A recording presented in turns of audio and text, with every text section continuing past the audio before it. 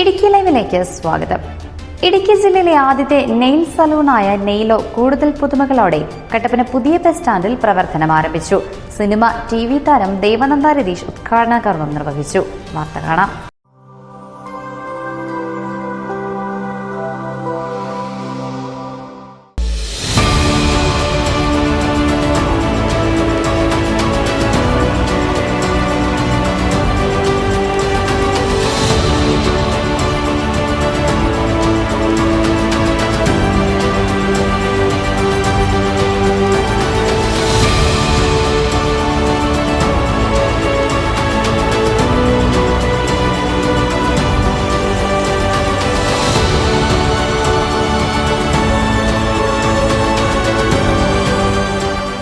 ഇടുക്കി ജില്ലയിലെ ആദ്യത്തെ നെയിൽ സലൂണായ നെയിലോ കട്ടപ്പന പുതിയ ബസ് സ്റ്റാൻഡിൽ പ്രവർത്തനം ആരംഭിച്ചു.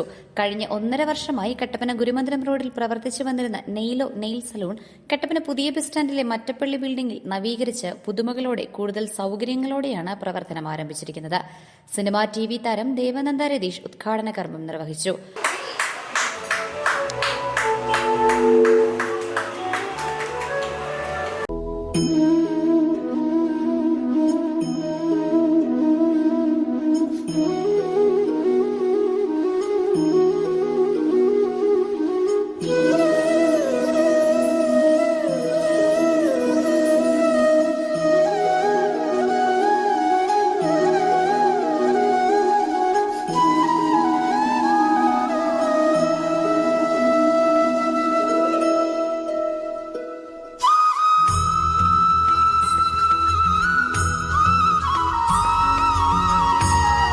എന്നെ ഇങ്ങോട്ട് ക്ഷണിച്ച ശരത്തേട്ടനും സ്വരാജേട്ടായും ചേച്ചിക്കും എന്നെ ഹൃദയം തന്നെ നന്ദി, സ്നേഹം അറിയിക്കുന്നു. ഇടുക്കി ജില്ലയിൽ ആദ്യമായിട്ടാണ് നെയിൽ സലൂണ് വരുന്നത്.